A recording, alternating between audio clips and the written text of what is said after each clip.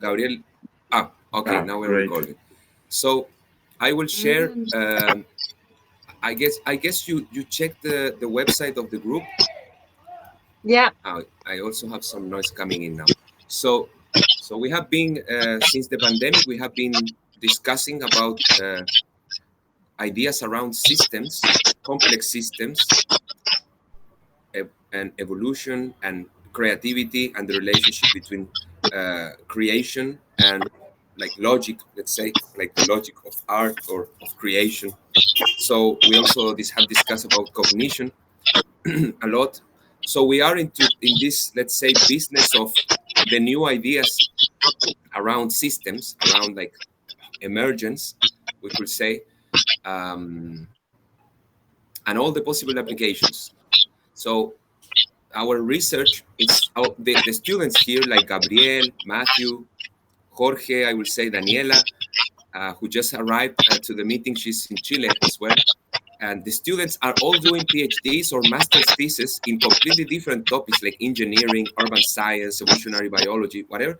But they know this is like the core of ideas they want to explore.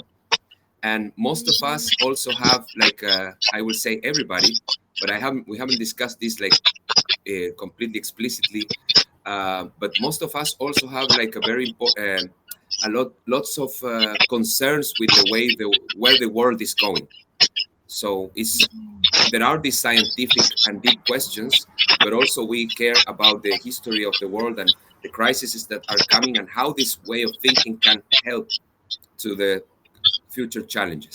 So this is maybe, I guess, what make your profile completely interesting and aligned to what we do. So I will now, just after this little kind of connection, to prepare the ground for you to take over and give your seminar, which we expect it to be like 30, 35 minutes maybe, and we can have a discussion session after. You can extend a little longer if needed, so no worries. Okay, so I'll mute myself now and the stage is yours.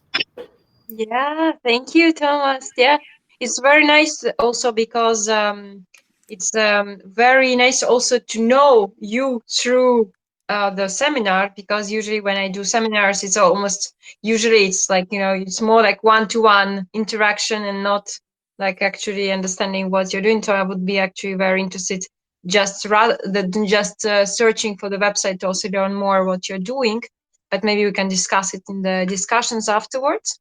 And yeah, I maybe I can start sharing, and then afterwards I will also present myself through that, because then it will be actually visual and easier. And let me just start showing that.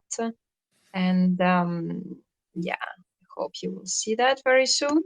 So yeah, so I will start indeed with introducing myself, who I am. I am, and it's loading. So I'm researcher. I'm from Russia, unfortunately, because yeah, I left Russia 10 years ago, and originally I'm a mathematician by training. I did my PhD in Humboldt University.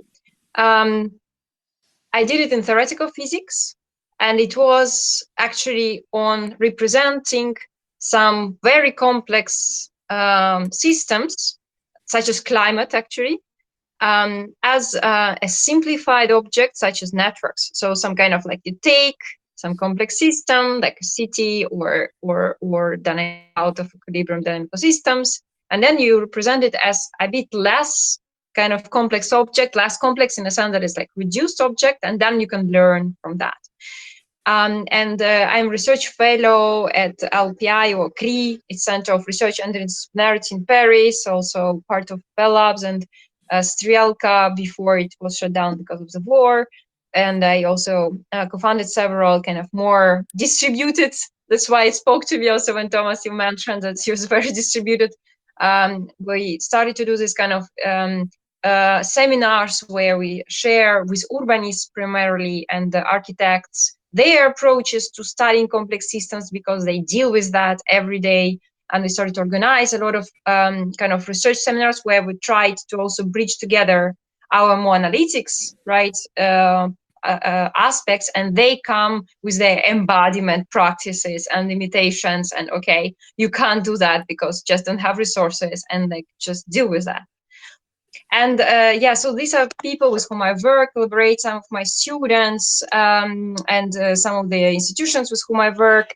And actually, after my PhD, I moved to Paris, where I did some postdocs, and then I work more as a now, right, as a transdisciplinary researcher, how I like to present myself, on different types of projects, starting from random walks theory, because that's a beautiful mathematical theory which I really like to develop methods on, and finishing with very actually top-down and embodied practices working on participatory approaches on citizen science projects, which also extended to actually also innovation in science and studying evolution of science. And we also do have the network seminar. I hope that we can also maybe exchange afterwards about that, and some events coming. So we can talk about that. So, and maybe some of the projects on which I have been working on before, it's something which are the participatory projects. And biodiversity projects are particular kind of projects which I work on, and collaborated with Sony Labs and with different institutions, and they are the main part of my talk. Actually, it will be on that. I also work on and really try to build more projects on humanitarian response, not actually going and helping people, like moving boxes, but actually trying to organize it, because it's actually quite hard to interact in a times of crisis, which you mentioned, right, Thomas, also, that it's actually hard, because if we are not prepared for that, we are already late, right? And in some sense, we do then some participatory modeling approaches, including some development of participatory modeling and co-production workshops, what they call. That's what we work on with Vietnam and France. I may not have time enough to talk about that. And finally, of course, also big part of these projects which I work on are also on cities modeling and understanding. That's also one of the projects was actually about Belgian train networks. And yeah, so some of these projects actually started with a real world motivation, like humanitarian response, where we're modeling how, for example, cities react when there is interruption, such as crisis of, and for example, some roads are blocked. What will happen with the city when it will be like not bigger? So that was some kind of one part of it.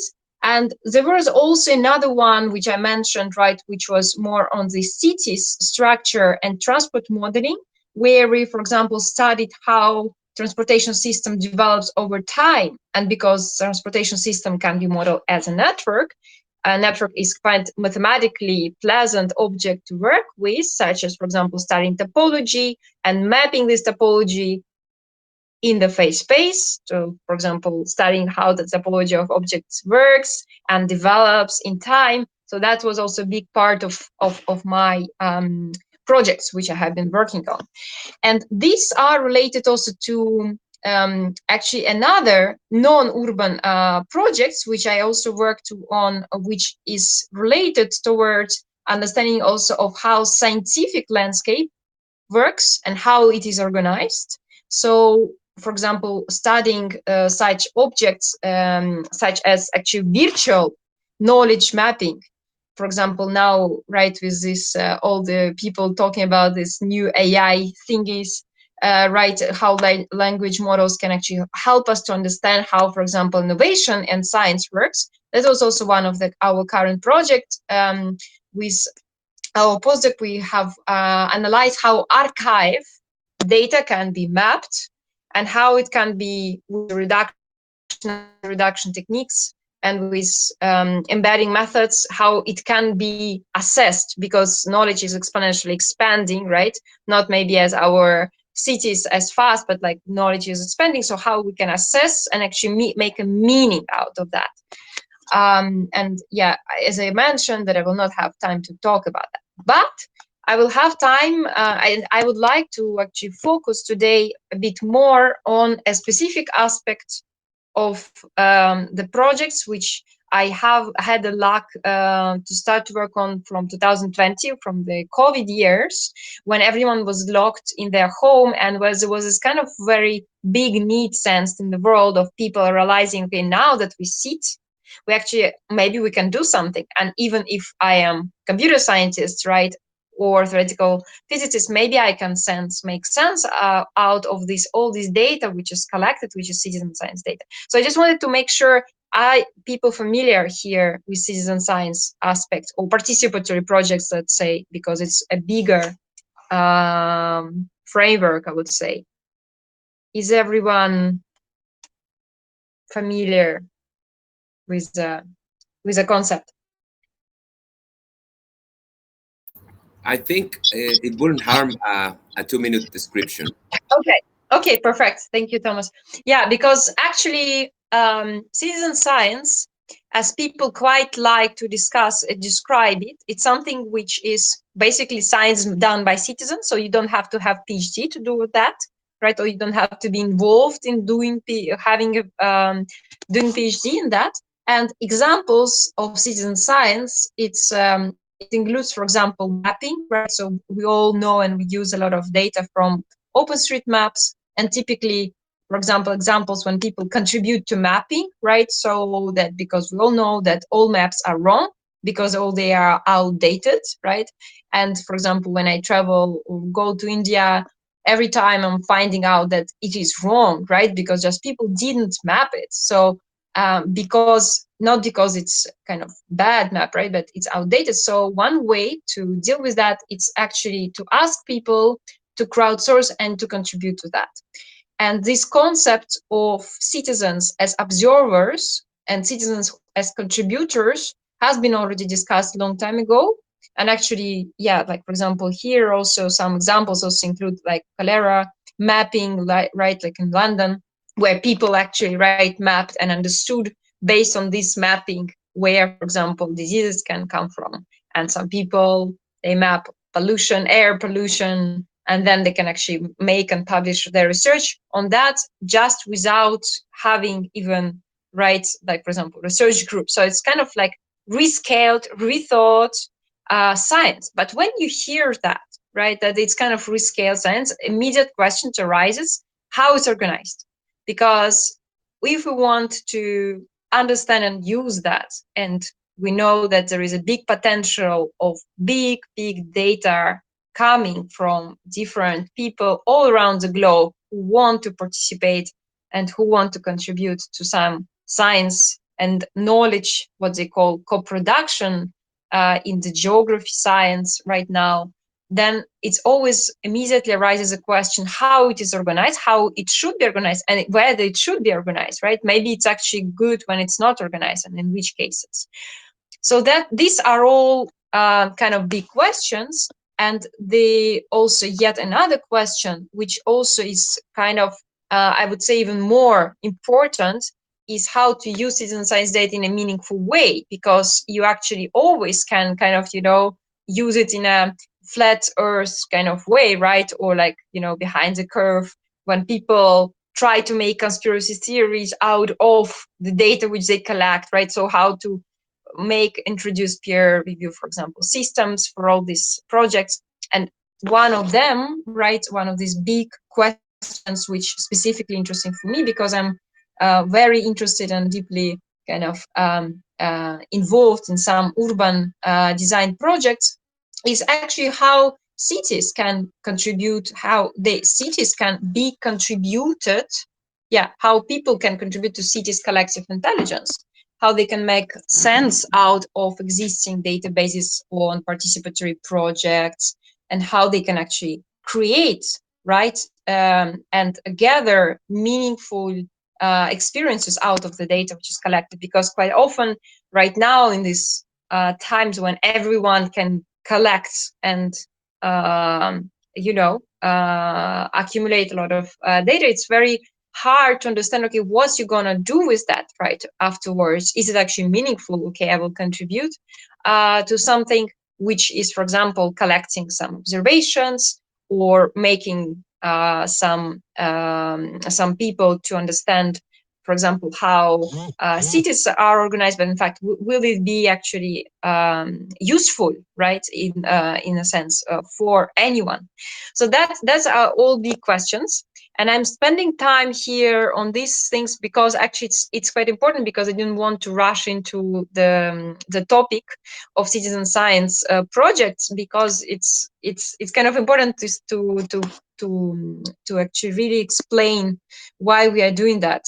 And some of the projects are organized in such a way, right, that there is some kind of data, that there is this kind of big box of data, which is can be gathered data of, for example, biodiversity in cities or organization, or it can be data from air pollution, or it can be data on well-being. And then you try to make sense out of this, apply some algorithms to that. And then afterwards, ideally, but that's ideally, you also want to bring it back to the community. And this comes actually to this very important cycle, which I took from the papers also from Eitzel and Muki Hackley, who works on that in the UK, because in the UK, actually, typically it's quite also organized. I wonder how to organize, for example, in other countries, like, for example, in South America, where I really liked to work also, and I worked some time in Uruguay, and I do know that there are a lot of projects there as well, but everywhere it's very differently. But there are some common schemes on how it is structured and how it's organized, and they are kind of organized in this way that there is kind of meetings and discussions on what we're going to do. Then there is free prior involvement, and there are, like, people try to make sense, okay, what we have to collect, because there are a lot of data categorization, what they call an indigenous knowledge collection also. Then there is this phase of methodology discussions. What is fair methods to use? Are they transparent? How are we going to apply them? Then analysis, and then there can be also participatory modeling, which is yet another phase, right, which can come almost like in the analysis phase, which is on visualization of data which is collected, and making people who are involved in data collection, for example, all those thousands and hundreds citizens, to get involved into this participatory modeling approach, in the modeling approach. So, researchers, we all build models, right, epidemic spreading model and all that. And so it's very important to understand that. You see my screen, right? It's all okay, right? No, not No, anymore. we lose. No? Yeah, No. okay, yes, It because was I clear think, just 1 second ago. Changed. yeah, it's yeah, I will reshare it. Maybe it's good, because then it's almost like not too overwhelming. But stop me if you have any questions, okay? Yeah, and so basically one of the research questions and a case study, because I wanted to understand this, right? This kind of rescaled science, right? It's kind of rescaled in a sense, because that's kind of access to participation is scientific knowledge production process. It was quite overwhelming for me to understand that, oh, that exists, after, right, doing this kind of strict, more like, closed club community of researchers. Then you understand that no, everyone can contribute, and there are a lot of people, right? In 2021 there were already already 8 million people who are participating, and they are contributing regularly into these forms of science. So there was kind of already started to be quite some solid data that identifies. Okay, so I understand We now don't we that, don't see yeah, the you don't see the screen again, right? I think not it's yet, every text, not yet. but Up okay. now. I think it's coming.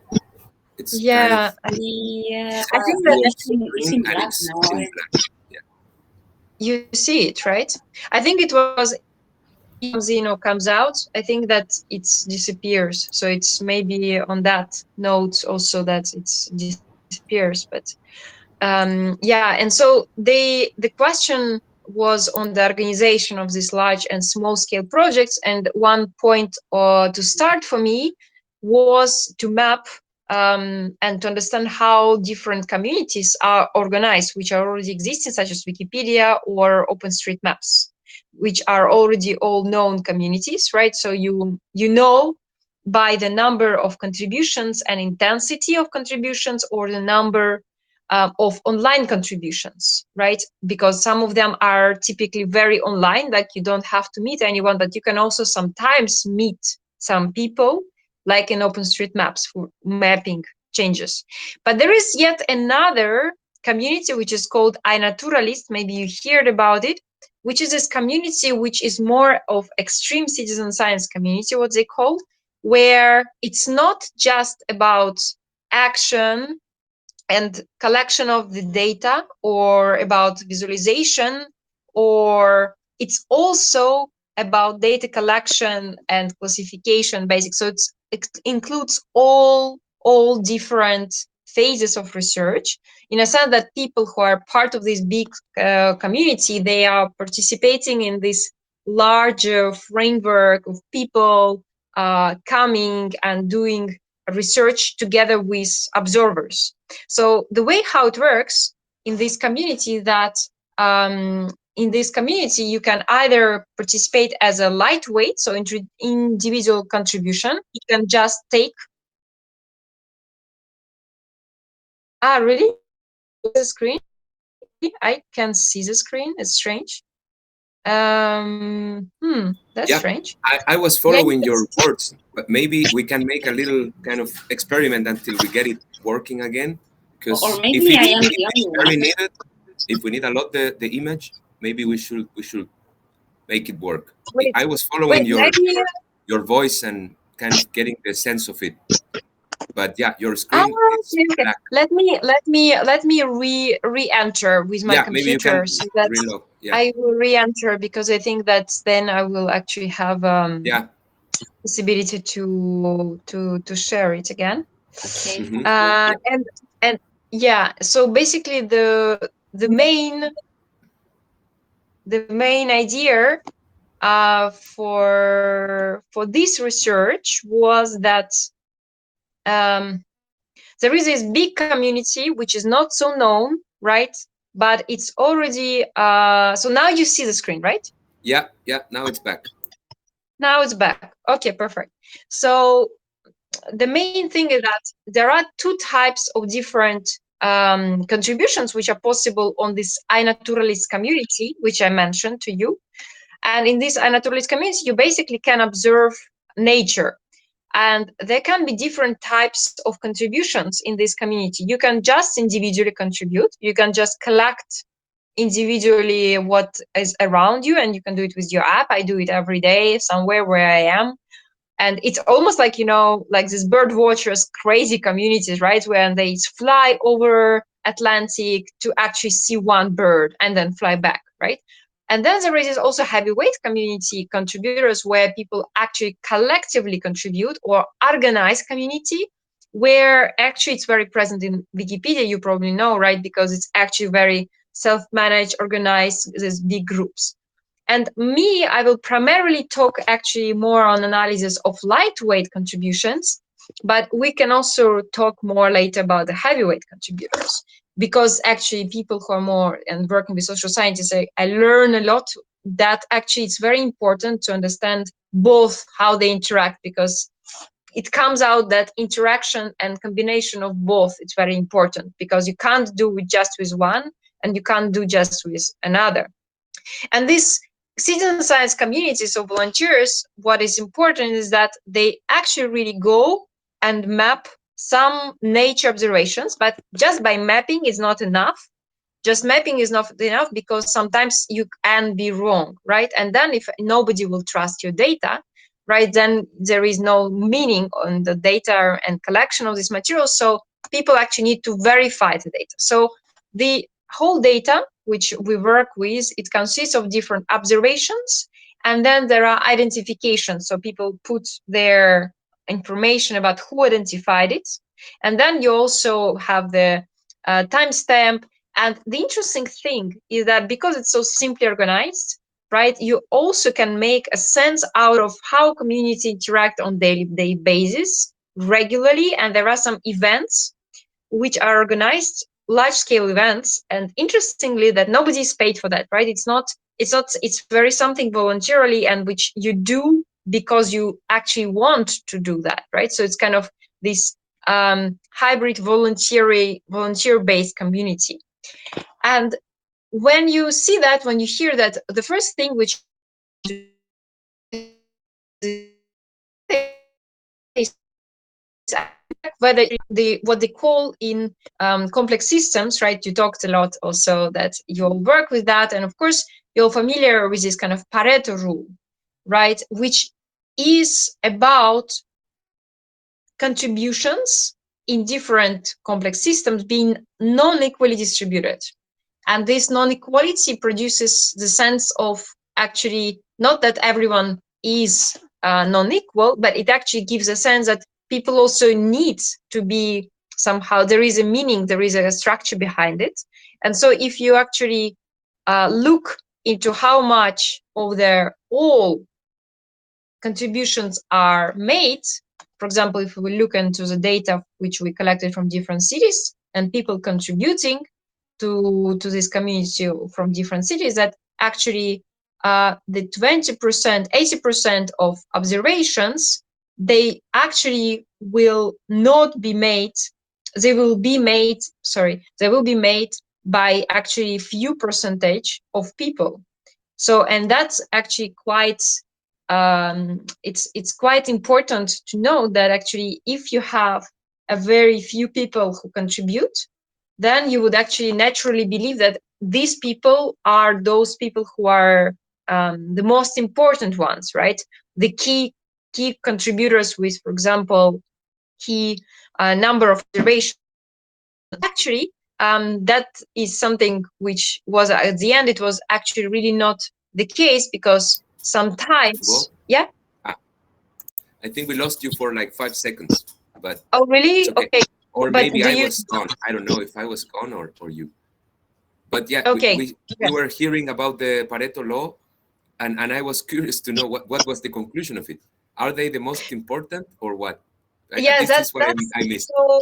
Yeah, so that's actually very good question. Is the importance of contributors, because importance of contributors is not necessarily identified, and in open source communities this is also the case, that sometimes some people who contribute the most, right, the quality is not the key but the quantity, because sometimes people can contribute very few things but they can identify very important things. For example, they can verify Yeah, yeah, something. So that's why this very kind of data analysis style graphs, they were not satisfactory for us. That's why we wanted to go further, and we wanted to actually go into the understanding how the community was formed, first of all.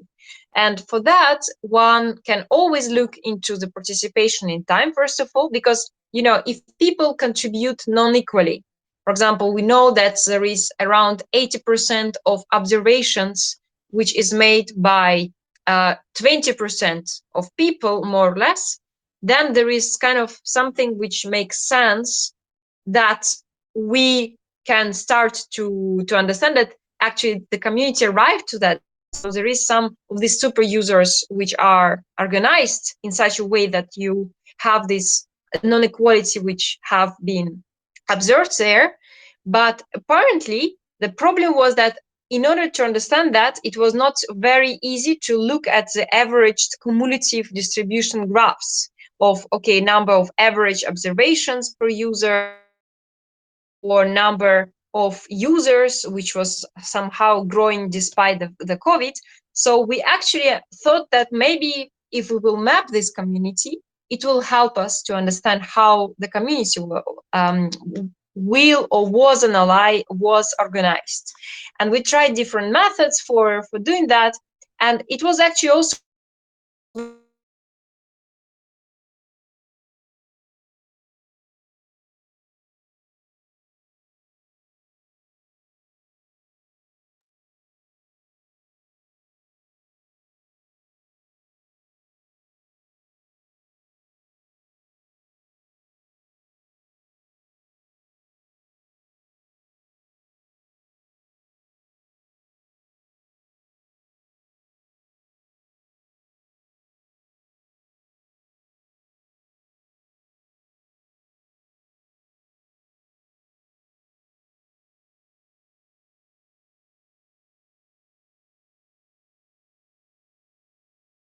Lost me again, right? I'm sorry for that. I really don't know why it's happening, but for some reason it's a bit weird here. No, it's okay. We follow, Yeah. but we stay at the spatial patterns that you were like trying to source the importance of the or the structure of contributions from the spatial patterns, and that's where we got kind of that's where we stopped hearing. Yeah, that's where you stopped. Yes. And now I'm trying to reshare the screen. Which you don't see that right yet right now. And We see your screen, not anymore. not anymore. Okay, but you were seeing that. Yes. Okay, very good. So for that Now we one, see your screen. now you see that. Okay, perfect. And these spatial patterns, one important part on that was that actually these spatial patterns were not really telling us what was the core at the community formation, because we could just see, obviously we could just see the mapping of people who were contributing.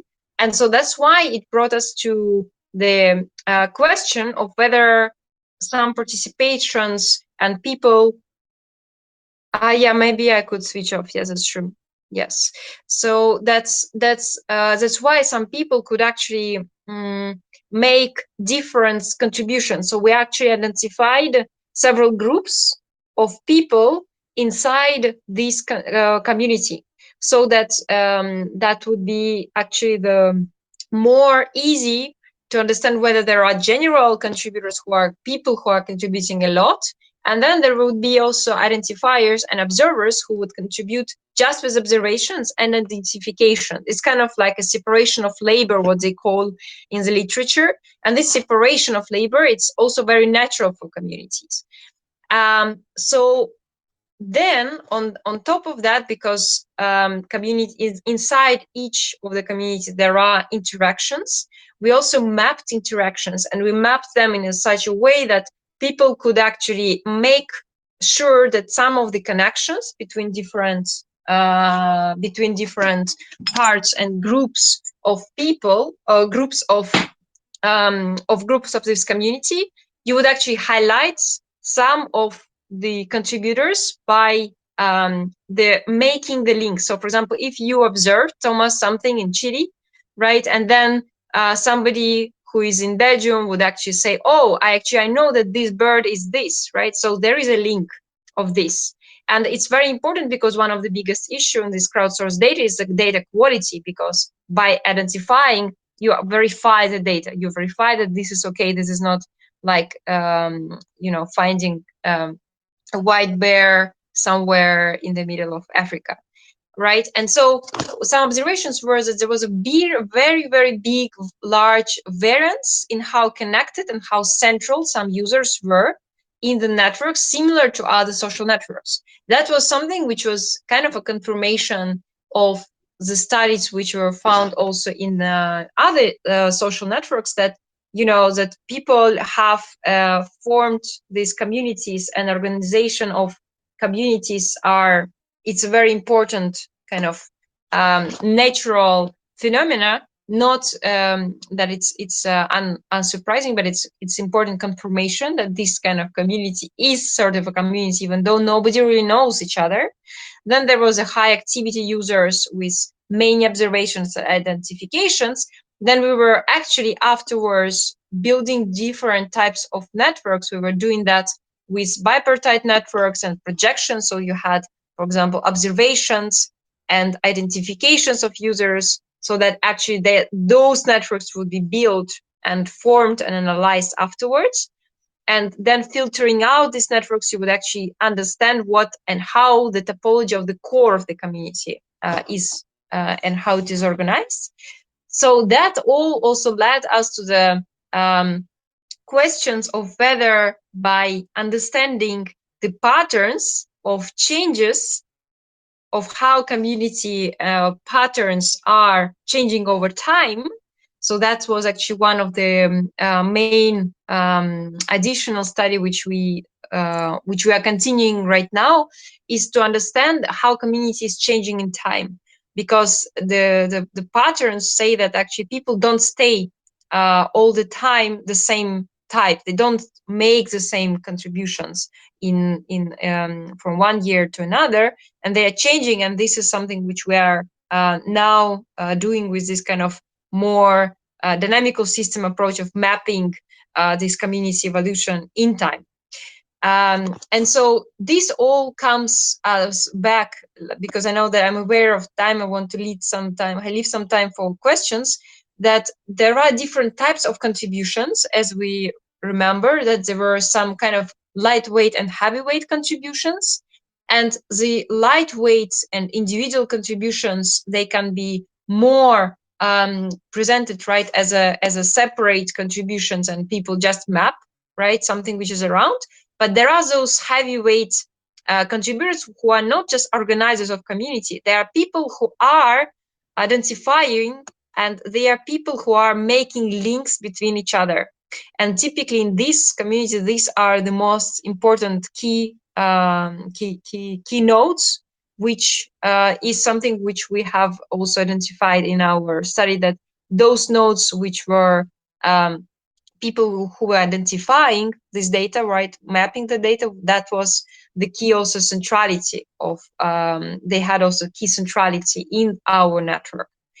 And maybe then the last but not least, also one important kind of also result was this kind of distribution of different low activity observers, identifiers, and high activity users in different network measures for that, because actually it also comes out that network measures are differently structured for low activity and, for example, for high activity users, because obviously those users who are high and low activity, they are not having the same position in a network. So this all is a result for understanding of dynamics of our community, and also understanding how this could be used further to empower and to build more sustainable one, for making people not to leave. Like, for example, it's normal that people leave, but also that actually the community could continue living, because if we are noticing too late that there are some indicators which are falling apart, right? And this is very hard to actually find the right indicators. I just showed you some of them, but there are much more, and it's very hard to look at the networks. That's why we're actually combining them in different ways to actually understand whether, for example, one indicator, such as, for example, average degree, is typically not really a good indicator because it's very biased, it's very linear. But the average between centralities, it's a bit better because it's actually much more stable, and it comes more towards analysis of how connected and how distributed the community is. So that's one of the things of the take-home message, which is more that we believe that these results could be useful to the project managers of these communities, to also, of course, be digested with them, not to come and to transfer it to community without like a PowerPoint presentation, but actually one needs to boil it down to more deeper and simpler understanding. And then we also had actually meetings with the community. So we actually made a full cycle where we discussed also how these results could be implemented in the recommender system for the citizen science projects, when we could understand that sense kind of making that more kind of actually sense of a community, because it's not always the case. So yeah, and for this I will probably finish. Thank you so much. I hope that it was not too long, and yeah. Yes.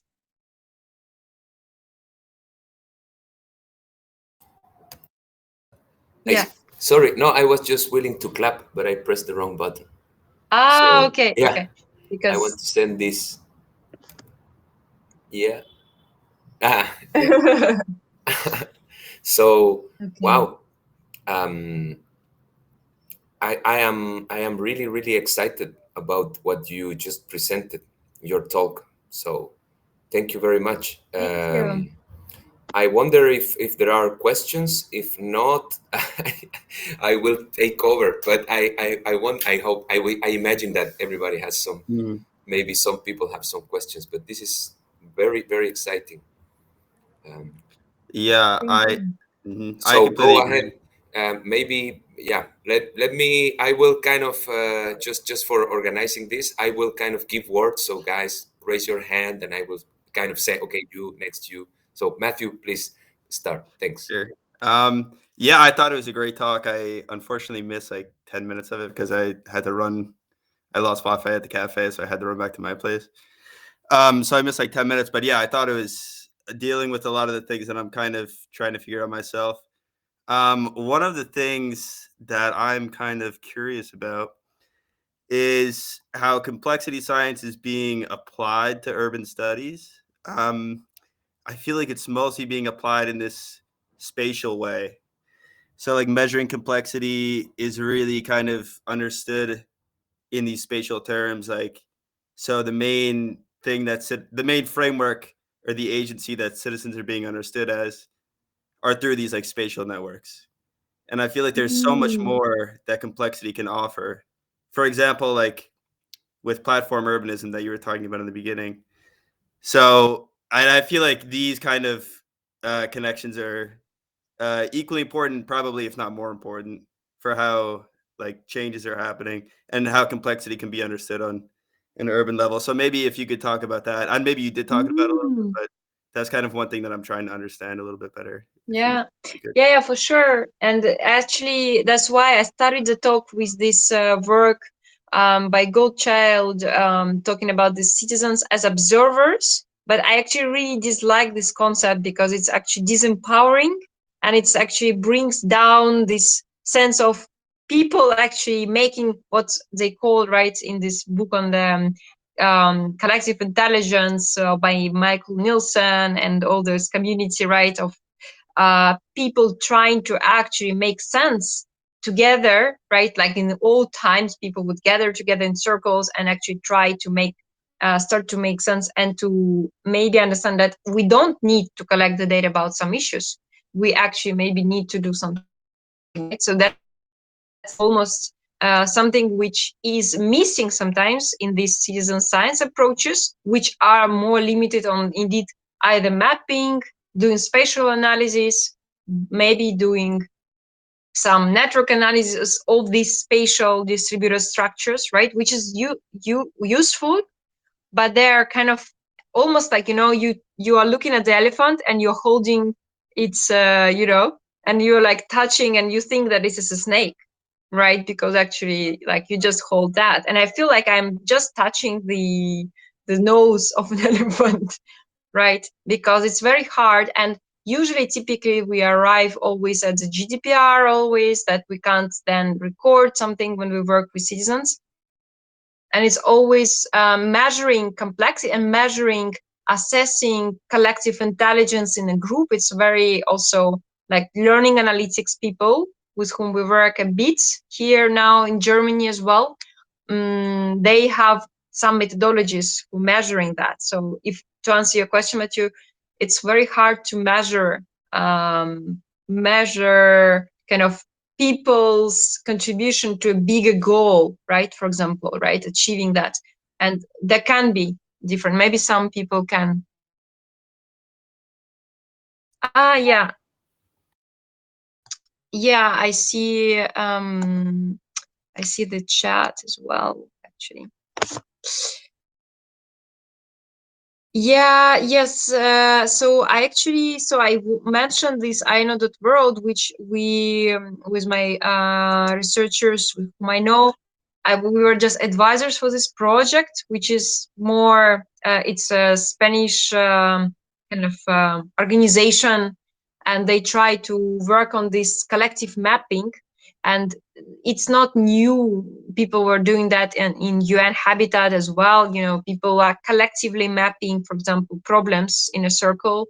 And that's also something which I can also send you some links. What's called, it's They have a very nice methodology in UN Habitat, which is called STDM methodology, but it's more again for humanitarian response, because if we would say that we would analyze, for example, humanitarian OpenStreetMaps, just as in this approach which I presented, right, we could almost measure, for example, the response to the whole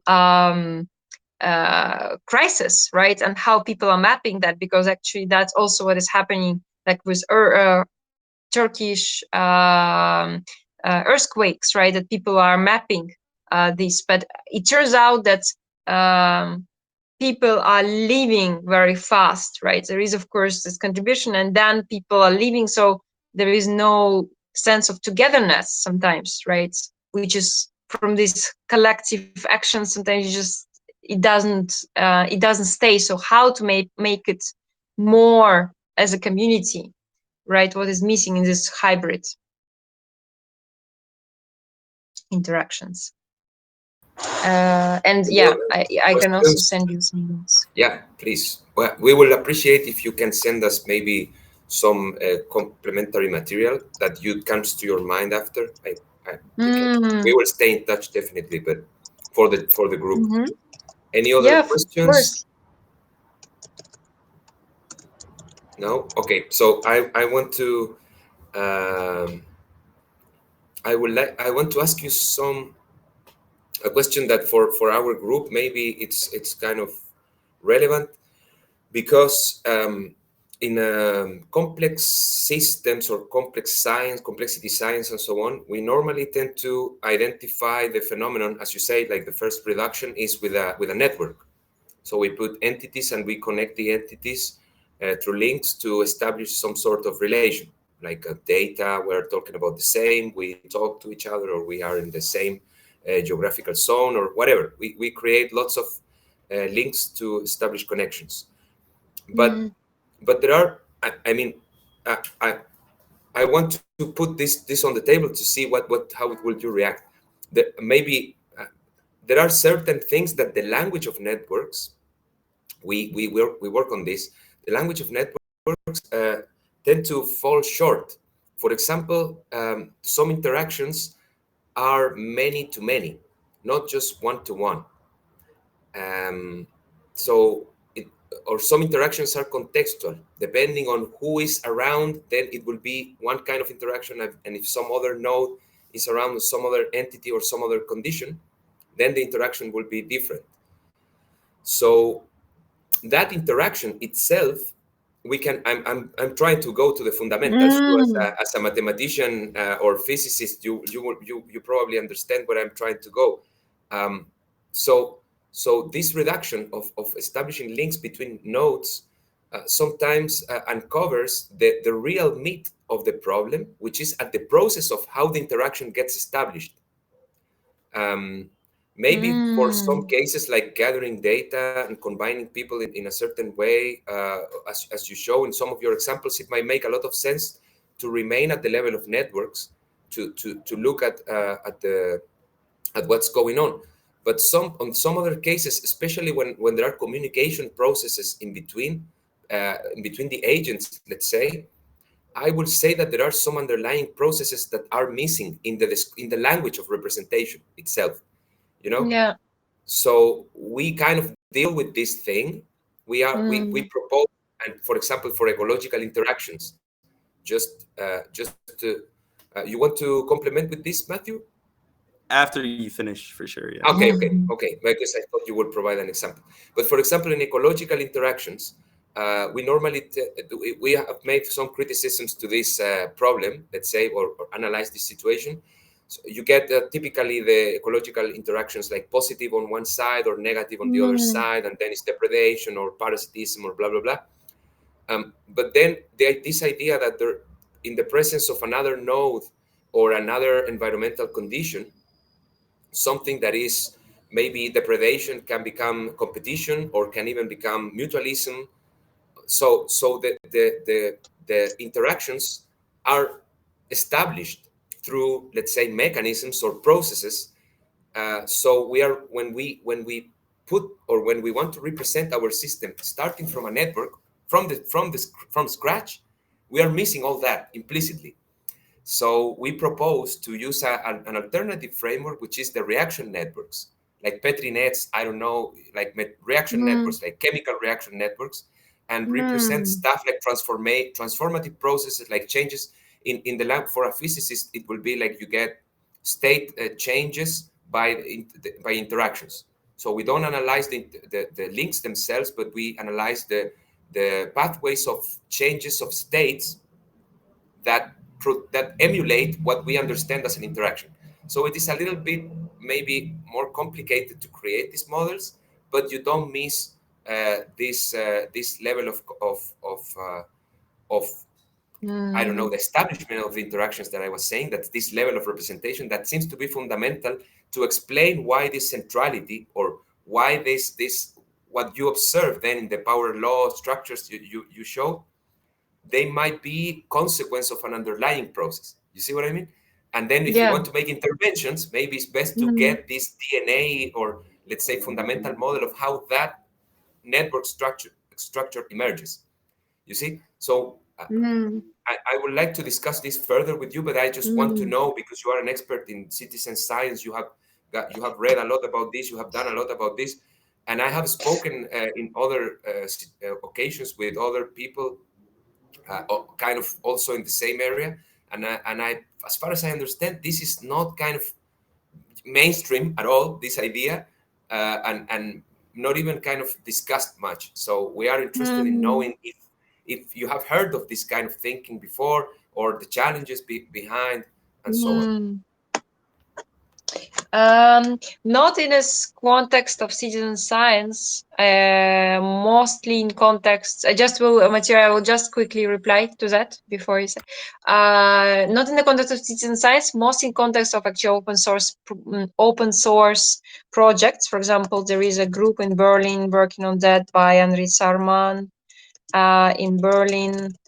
Or there are people working on open source projects, analysis, distributed science. Like we worked on archive, for example, analysis specifically for that, for example, because an archive, it's almost like collective intelligence, like people, putting their research. And there are so many discussions which you're having on how to represent this community, because neither representation is right? And all representations are wrong, but some are useful, right? And so in a way, if we are aware of these limitations, like for example, some time ago, we were working on these climate networks when we were representing climate as a network. And there were really a lot of climatologists which really were like, oh, we'll never publish your work. And they were right in a sense of like danger of such approaches, because if people blindly use them, will not be able to do that. And I answer your final questions that I haven't heard, and I would like to know if you could send me on this reaction networks, for example, of community. That would be great to know. Yeah, thank you. Yeah, please, Matthew. And I just say definitely, yeah, we stay in touch, definitely. Yes. Yeah, I agree. I mean, I think there's so many points to expand upon kind of in relation to this conversation. And the ones that I've kind of been thinking about recently, especially as Tomas mentioned with like reaction networks. And what I'm kind of trying to understand better is how, like typically in city modeling, like one citizen is like one agent or part of like one network.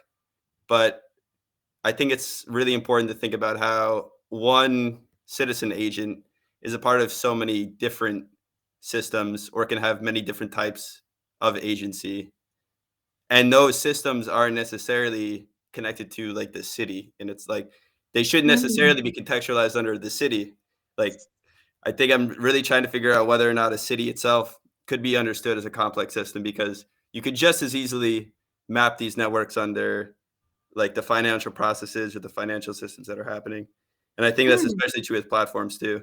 So I think whether or not you even look at the city as a complex system is an important thing to consider. And especially with the citizens, like what the kind of understanding agency between the citizens and the city, if the city has any kind of agency in itself too.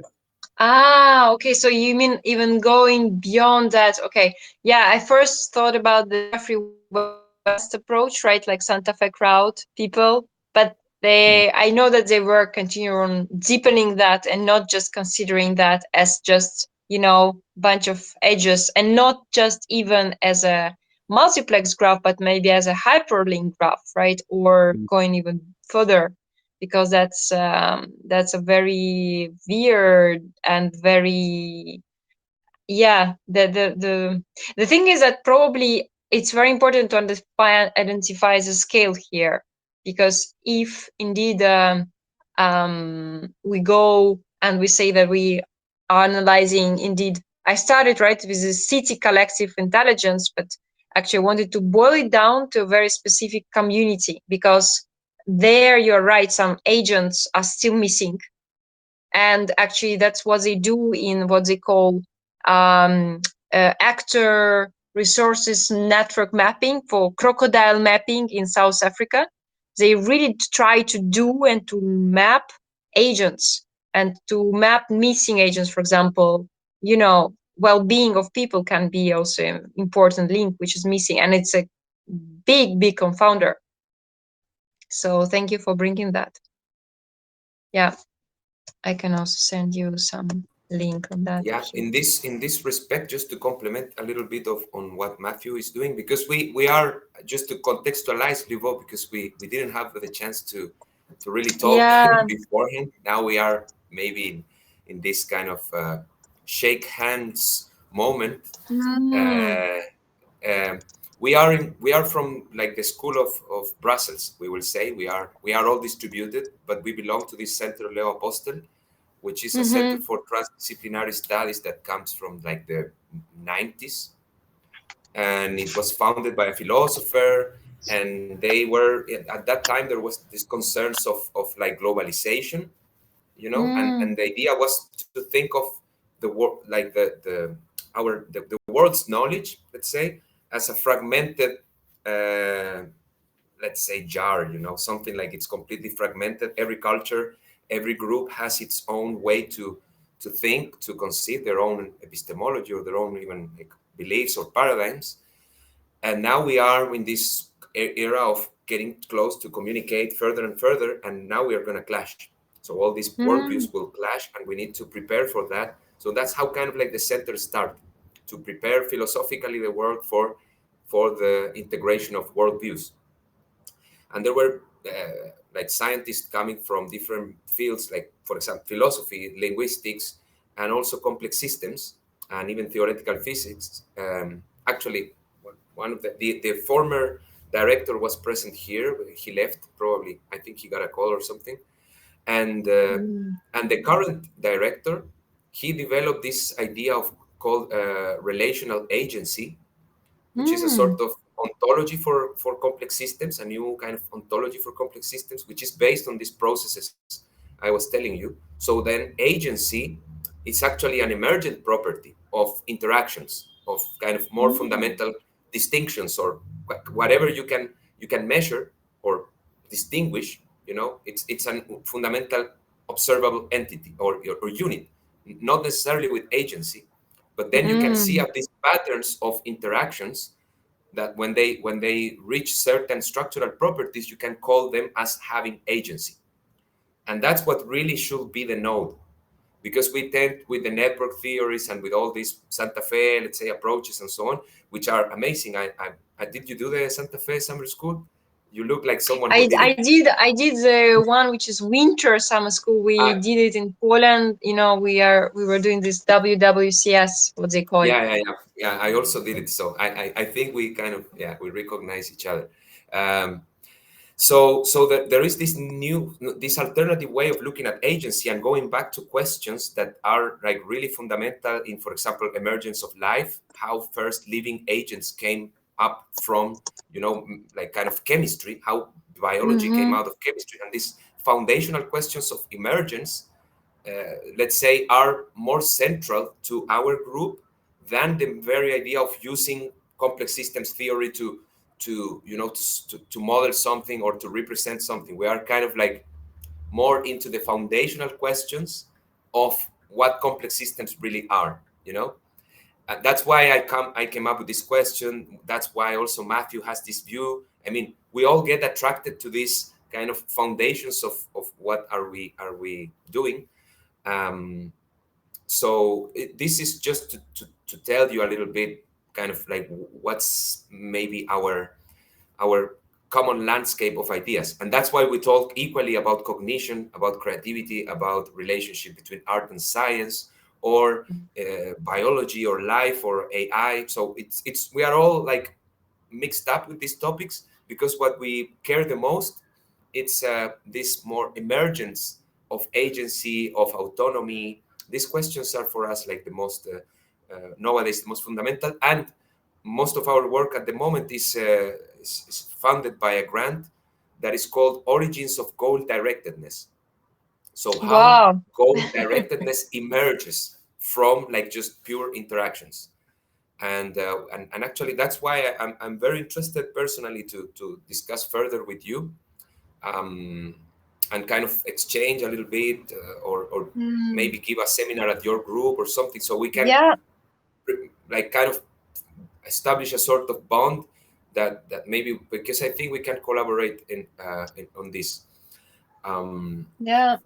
Yeah, for yeah, sure. and Because actually now, right now, I'm at the workshop actually right now here where we invited psychologists, cognitive psychologists from Switzerland, from Swiss mhm, group from neurosystemics, where they actually study how in relations people there is this kind of relational agency which is appearing. So that, but they study that from actually from psychological sides, right? Because without that, it's very hard to form groups yeah, from and from you mean from neural data, from kind of like brain so actually from data?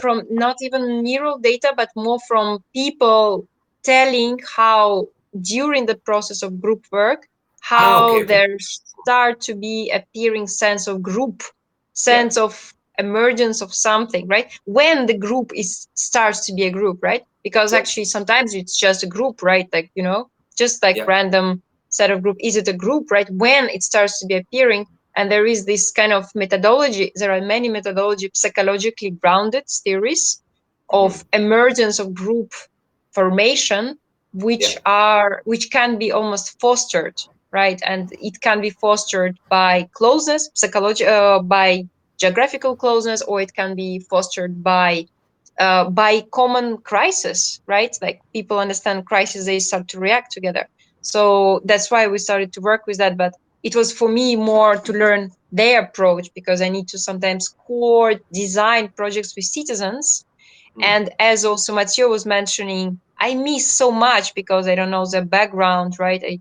I speak French, but I may not know some parts which are mm. important, right? So how not to miss an elephant.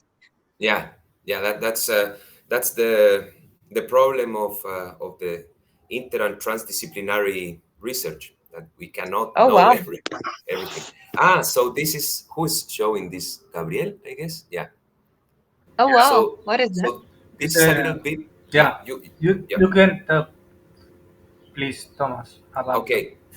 Yeah, let me show you very kind of very quickly the idea that we have, or the modeling idea we kind of tried to work on about this Mm-hmm. emergence I was telling you. So Mm-hmm. the idea is that we start from rather than having interactions between agents, we have state, or we call it processes of transformation. These are like chemical reactions. If you have, for example, Mm-hmm. the first on the left, up left, a plus b goes to a plus 2b. So that's Mm-hmm. something like b can grow when a is present. So a is catalyzing the self-replication of b. You can think of Mm-hmm. it, and this can happen for maybe for a political idea, or for if you want, or for bacteria can reproduce in the presence of something, or it doesn't have to respect the conservation of mass. Here we can discuss whether mass is conserved, what about thermodynamics and all that, but we can skip that for simplicity. And just think of these transformational processes that when some things get together, then some other things are created. Like, for example, when B and D are coming together, then C is created. And that means that B and D are destroyed. So B and D become together C, and you can, for example, this can be the typical, the compartmental models in epidemiology, like the SIR model, can be represented in this way as well, I right? see. So you can do that, or you can have an ecological interaction, like B, for example.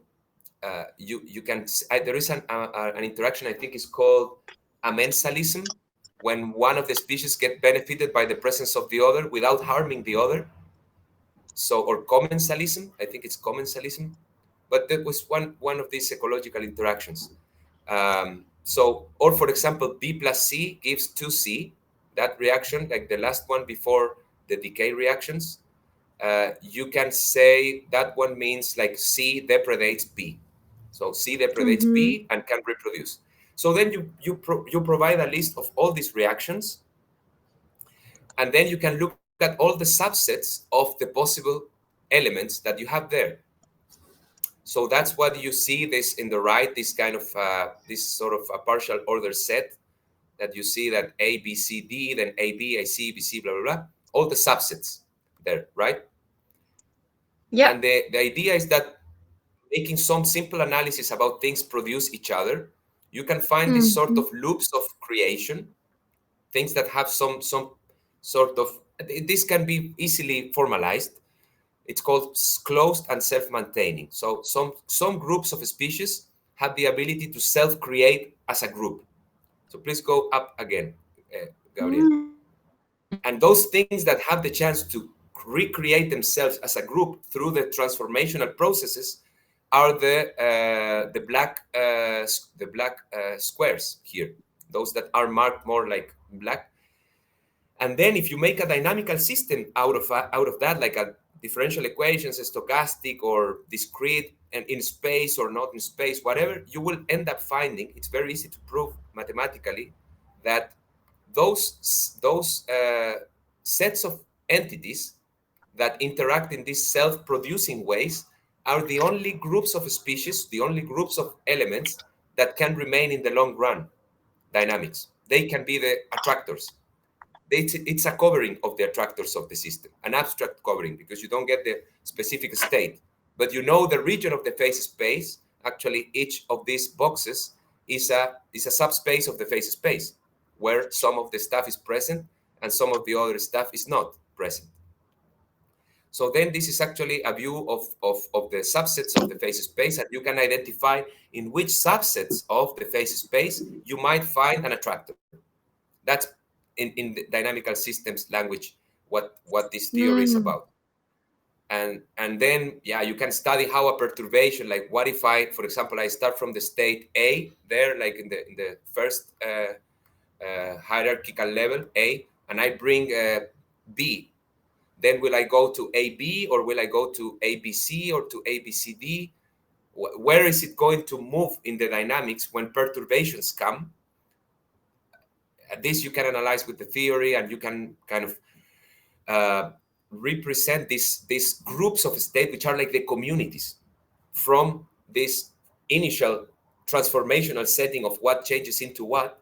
The easiest way to think about this is like ecological species and interactions. Not all of them will be predation. It could be cooperation. There could be some different sorts of interactions all together. You don't need to create different links for the different interactions. All of them are represented at the same, let's say, ontological level of just transformations. Some interactions will have to be described by pathways, first this, and then that, and that, and that. And that represents the interaction, the collection of reactions. And then with this, you get a picture of what could be the possible stable states of that. And those will be your real agents. Those things that remain stable, those are the real agents, not the other things. And the interesting thing is that this agency is hierarchical, because A is contained in AB, AB is contained in ABC. So then you get like different levels of agency. And it's something which you, just to understand the context, it's something which you designed in order to describe this emergence of agency, or was it something? I mean, you what was the context? Was it specifically for that, for This started emergence of from agency? emergence of life. It was Mm. like the idea of emergence of because these things, since they are self-producing, the idea was to identify the minimal structural conditions for something to be called alive. Oh So wow. it has to be able to self-produce itself. And this is like the most abstract setting, because we don't have space, we don't have boundaries, like spatial boundaries here. Then you can do like a partial differential equation of this, and then see how the spatial constraints also play a role. But at the most structural level, this is just to show in a non-spatial reality what are the productive conditions for something to be able to exist in the long run. The only way that a transformational system exists in the long run is through its own self-preservation, through its own processes. So that's how language, for example, remains, because we all speak Yeah. the language, we keep the language alive, and we keep our consciousness alive because we think all the time. So we cover our available set of experiences over and over and over and recreate that. So we create this idea of identity. And the same happens with Mhm. biochemical molecules that create and recreate themselves from the. Of course, there are thermodynamical constraints here that we are not discussing for biochemistry, but basically that's what it's a living system. So then we try to bring this sort of emergence of life, Mm. paradigm to describe systems in general, like ecological systems or and so on. Yeah. Mm. So this is Mm. like the framework. Ah, okay. So now I understand what you meant by this reaction networks. Do you have something which you already kind of more, I would say, applied to some context, or where I Yeah, yeah. could No, learn from? there are many articles. Yeah. I have lots of articles about this, but maybe Okay, it's because yeah, not I easy think to it would be make the more, connections. it would be helpful to understand more, Mm. indeed, first what you did in order to understand how that could be for me applied in what I do, so that Yeah, mm. yeah, yeah. No, definitely. So that's why I think it would be good that maybe we can give back Yeah, a maybe you seminar. could indeed come So and then, describe it in the seminar. Indeed, mm, that would be the best, the easiest, I think, yeah, because we do that regularly also in sometimes in Zoom and being distributed. yeah. No, now I cannot go there to South France. I'm in Chile now, but in Yeah, August or later on, I could go. yeah. I Um, mean, we can do it also virtually if you yeah, feel like definitely. doing that. No, no, absolutely. I think that the best would be that we do this virtually for now, and then maybe in summer we could. Mm. This is the work of some people in Germany that they did a model of political systems. So these Aha. molecules. Do you know Luhmann? Luhmann, the No. sociologist. So Luhmann is a sociologist that created a sort of alternative school based on the idea that social systems are not people, are communications. So the social systems and Mm. everything, it's just a system of Ah, yeah. communications, and people are just mere like the medium, and the social system really is the communications that this human medium transmits. So we are like transmit, like I don't know, like the social tones, like photons. We are like social tones. We just transmit the thing. We are Yeah. not the thing. That's more or less like his idea.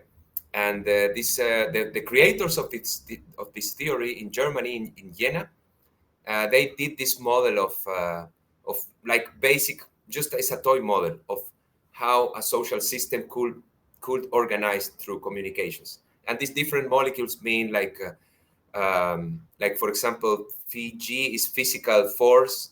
Another thing is like yeah, political party members. Like they made a sort of ontology of what are the basic communications that can happen in a system. And then they made reactions. So when these social movements have a certain program, then this program will create more adepts, more social movement people. So when there are enough concerns, then the political parties will take these concerns and turn them into their policies. You know, like, so how the political system listens to the social system, to people, and adapt their needs to their own political program. So, and then you can create a sort of loop of how this thing work. And yeah, and so it's, I don't want to go into details because it's too long, but yeah, maybe you could indeed, maybe you could present yeah, a few in examples the of coming how, month. yeah. Yeah, so that would be the best probably to continue discussions, and everyone is welcome to come Cool. indeed to the seminar. I mean, like from your group, because we do that in Paris, but indeed our group is quite distributed, and it's also in Germany. So you are you based in Paris? Yeah, I'm based currently in Paris, but I'm quite often also in the south of France, because there is this psychology cognitive link with this kind of what they call relational psychology, because they do want to study the system. It's called neurosystemics. I will send you in the chat. And what they do is quite interesting, because they do that also for crisis response, and they don't have yet, what is very interesting, analytical framework for working with what they do, and they have organized really like hundreds of these sessions online with people, and they want to study that also analytically at some point to better understand, right? Not to evaluate, but to, yeah. Very, very nice, because I think this framework could maybe help. Could be of help. It seems to be that's suited very for this interesting also. emergence We thing. can invite them. Yeah. So that's on the technical side, and then on the non-technical side, I think that your experience and what you have been doing is really useful for us in the group. And we also have a foundation in Chile with some of the members here. So we are interested in doing this sort of like citizen science here. So maybe we can talk about that too in the future. Maybe look for some funding or something to do something like that in Chile. Yeah, Gabriel is sharing the link of our foundation. Ah, okay. So that's the one which is in Chile, right? Yeah. Yeah. So we're, for the sake of time, I think we are past quite past. Yes, that's true. But thank you so much. It was very nice to interact a bit more. We have the recording, and we will publish your seminar in our channel, and we remain in touch so we can continue. Yes, we will stay in touch on that, and thank you for sharing, everyone. It was really a pleasure to meet you. Thank you. Bye bye. Yeah, bye bye.